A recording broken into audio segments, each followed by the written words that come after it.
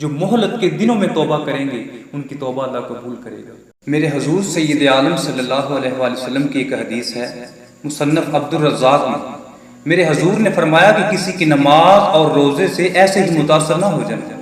حضور نے فرمایا پہلے یہ دیکھنا کہ اس کا اخلاق اچھا ہے، اس کا کردار کیسا ہے۔ اللہ اکبر۔ محمود غزنوی کے دور میں نا ایک شخص حاضر ہوا اور وہ کہنے لگا کہ بادشاہ میرا ایک کیس ہے، میرا کیس بڑا نرالا ہے بادشاہ، میں نا کہیں سفر پہ جانے لگا تو میرے پاس نا ایک ہیروں سے بھری ہوئی تھیلی تھی، تو میں نے سوچا کہ میں سفر پہ جا رہا ہوں، راستے میں کوئی چور مجھ سے چرا نہ لے، تو میں نے سوچا کہ اپنے علاقے میں کوئی ایسا بندہ مجھے ملے جو ایماندار ہو، جو دیانتدار ہو، جو اخلاق والا ہو، اچھا ہو، میں اس کو بطور امانت یہ رکھ کے واپس میں آ کے اس سے لے لوں گا۔ تو کہتے ہیں کہ بادشاہ وہ فلاں علاقے کے جو قاضی صاحب ہیں نا، میں نے ان کو وہ تھیلی دے دی اور میں سفر پہ چلا گیا۔ کہتے ہیں کہ بطور امانت میں وہ ان کو دے کے گیا، جب میں واپس آیا تو میں نے قاضی سے جا کے تھیلی لی۔ کہتے ہیں کہ جب میں نے اس کو کھول کے دیکھا نا تو اس میں ہیروں کی بجائے کھوٹے سکے نکلے۔ وہ کہتا ہے بادشاہ اب ہیرے کہاں اور کھوٹے سکے کہاں؟ وہ کہتا ہے میں تو غریب آدمی، میری تو کل عمر کی وہ کمائی تھی، میں تو لٹ گیا، برباد ہو گیا۔ میں نے جب قاضی کو کہا کہ قاضی صاحب اس میں تو کھوٹے سکے نکلے ہیں، وہ تو میرے گلے کو آتا ہے۔ وہ کہتا ہے کہیں سے پھٹی ہے، کہیں سے کھلی ہے؟ تو حضرت جیسے وہ ٹانکے لگے تھے ویسے ہی لگے تھے، نہ کہیں سے پھٹی نہ کہیں سے کھلی۔ تو میں غریب آدمی، میں لٹ گیا، میری تو کل عمر کی کمائی تھی وہ۔ تو بادشاہ مجھ پہ کوئی رحم کیا جائے۔ تو بادشاہ نے کہا کہ تو ایسا کر، تو چلا جا، جب میں تجھے بلاؤں گا نا تو پھر واپس آنا۔ وہ چلا گیا۔ تو بادشاہ نے اپنے سارے وزیروں اور امشیروں کو اپنے پاس بلا لیا۔ تو بادشاہ نے کہا میں نا کہیں سفر پہ جا رہا ہوں، 3 دن کے بعد آؤں گا، تو میرے بعد میرے کمرے میں کوئی بندہ داخل نہ ہوگا۔ بادشاہ نے چھری پکڑی، گدا پڑا تھا، بادشاہ نے وہ گدا پھاڑ دیا، چھری بغل میں دبائی اور چلے گئے۔ جب بادشاہ چلا گیا نا، وہ صفائی اور نگرانی کرنے والا جو تھا نا، وہ تو کمرے میں اس نے جانا تھا صفائی کے لیے، وہ صفائی کرنے والا جب کمرے میں داخل ہوا تو اس نے کیا دیکھا کہ گدا پھٹا ہے۔ اس نے شور ڈال دیا، اس نے سارے وزیر امشیر اکٹھے کیے، سب کو بلایا، اس نے کہا بادشاہ کا آج پہلے دن ہی گدا پھٹا ہے، وہ تو سب کو الٹا لٹکا دے گا۔ اس نے کہا تھا کہ میرے کمرے میں میرے بعد داخل نہ کوئی ہو، کوئی میرے کمرے میں نہ جائے، یہ تو آج پہلے دن ہی پھٹا ہے، وہ تو سب کو الٹا لٹکا دے گا۔ تو وہ ایک بندہ بولا، وہ کہنے لگا کہ فکر کرنے کی ضرورت نہیں ہے، میرے پاس ایک ایسا بندہ ہے جو اس کو ایسا رفع کرے گا، ایسا رفع کرے گا کہ جس نے پھاڑا اس کو بھی پتہ نہیں چلے گا کہ یہ پھاڑا کس نے ہے۔ تو اس نے کہا تم اس کو بلاؤ، ہم سارے 1 مہینے کی تنخواہ بھی اس کو دیتے ہیں، اگر بادشاہ آ گیا تو ہماری تو جان پہ بنی ہے۔ اس نے کہا وہ سب کو الٹا لٹکا دے گا، تو تم ایسا کرو اس کو بلاؤ۔ تو احمد رفوگر کا ایک شخص تھا، اس کو بلایا، اس کو گدا دکھایا، اس نے کہا کہ یہ تو کوئی مشکل کام ہی نہیں ہے۔ اس نے کہا میں نے تو اس سے بڑے بڑے کیس حل کیے ہیں، یہ کیا ہے، یہ تو کچھ بھی نہیں ہے۔ اس نے کہا میں اس کو ایسا رفع کروں گا، ایسا رفع کروں گا کہ جس نے پھاڑا اس کو بھی نہیں پتہ چلے گا۔ تو اس نے اس کو رفع کیا، اس کو رات کو ہی گدا لٹا دیا اپنی جگہ پہ۔ جب اس کو لٹا دیا نا تو تیسرے دن بادشاہ جب کمرے میں داخل ہوا، بادشاہ کی آتے ہی گدے کے اوپر نظر پڑی، بادشاہ نے دیکھا تو بادشاہ نے سب کو بلا لیا۔ اس نے کہا یہ گدا کس نے سلائی کیا ہے؟ تو انہوں نے کہا بادشاہ کہیں سے پھٹے ہی نہیں ہے۔ اس نے کہا بنو مت، مجھے بتاؤ کہ یہ گدا کس نے سلائی کیا ہے؟ انہوں نے کہا بادشاہ کہیں سے پھٹا ہی نہیں ہے۔ اس نے کہا میں نے خود پھاڑ کے گیا تھا، مجھے بتاؤ کہ یہ سلائی کس نے کی ہے؟ تو احمد رفوگر کو بلا لیا، وہ آ گئے۔ اس نے کہا کہ یہ گدا تو نے سلائی کیا ہے؟ اس نے کہا حضرت میری غلطی کوئی نہیں، یہ آپ کے سارے لوگ میرے پاس آئے تھے۔ تو بادشاہ نے کہا کہ اچھا ٹھیک ہے، تو ویسے کاریگر بڑا ہے، پھاڑا میں نے تھا، پتہ مجھے بھی کوئی نہیں کہ کہاں سے پھٹا تھا۔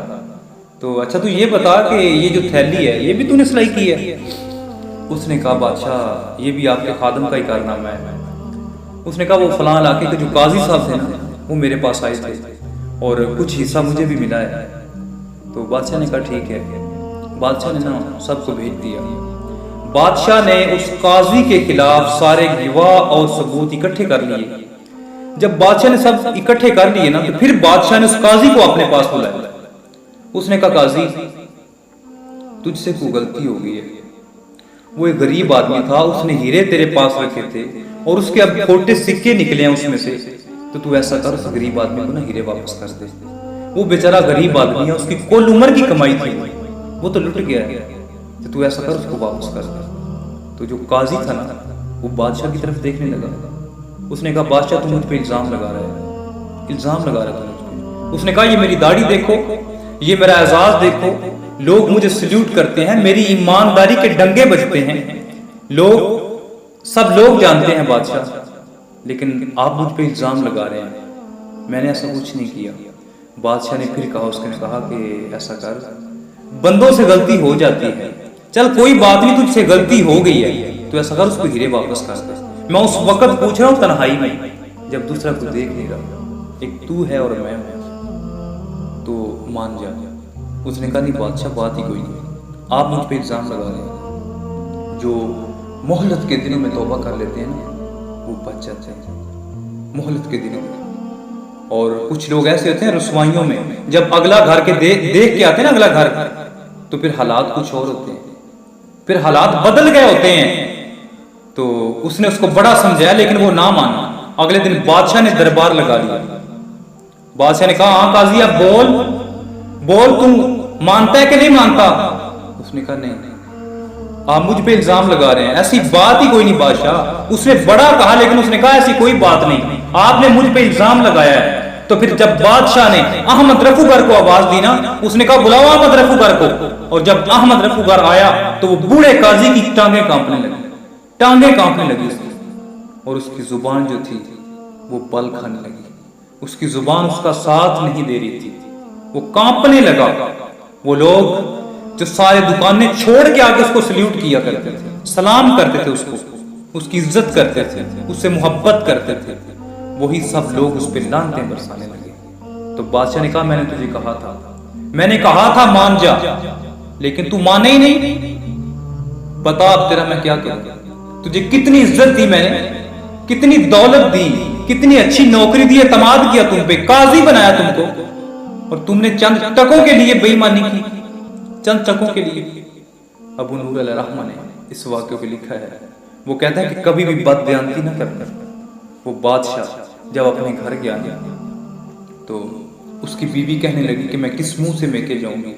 اس کے بچے کہنے لگے کہ ہم کس منہ سے مدرسے جائیں گے, ہم کس منہ سے جائیں گے, لوگ باتیں کرتے ہیں. وہ عورت کہنے لگی کہ لوگ گلی میں عورتیں باتیں کرتی ہیں, میں کس منہ سے باہر نکلوں. سوچا تھا کہ بیوی ساتھ دے گی. اللہ وہ میاں صاحب نے کہا تھا کہ جنہ لئی تو پاپ کمائے اج کتھے نہیں ہو تیرے کر دے. اللہ اکبر. تو سب چھوڑ گئے. وہ سب اپنی رسوائیاں سمیٹ کے اپنے کمرے میں گیا, لیٹ گیا. اس کو نیند نہیں آ رہی تھی. میرے بھائی رسوائیوں کا کوئی دوست نہیں ہوتا, رسوائیوں کا کوئی مددگار نہیں ہوتا. جب انسان کے اوپر رسوائیاں ہوتی ہیں تو رسوائیوں کا کوئی گاہک نہیں, کوئی مددگار نہیں ہوتا. اگر کوئی بندہ کامیاب ہوتا ہے نا تو برادری میں اٹھ کے بڑے لوگ کہتے ہیں کہ یہ میری سپورٹ سے ہوا ہے. بڑے لوگ اس کو کہنے والے ہوتے ہیں کہ یہ میری سپورٹ سے ہوا ہے.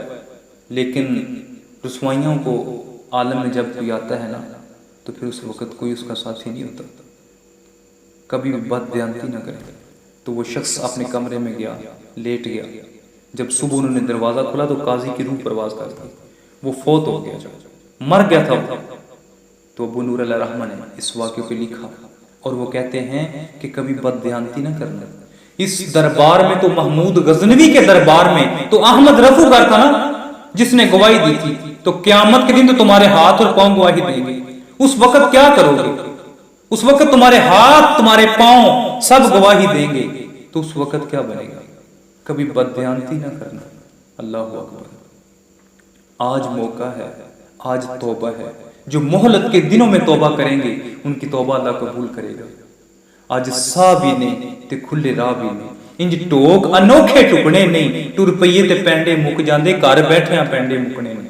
اللہ اکبر. اللہ کی رحمتیں ہمیں آوازیں دے رہی ہیں, آ جا. وہ کہتا ہے کہ آ جا, تیرا رب بڑا کریم ہے.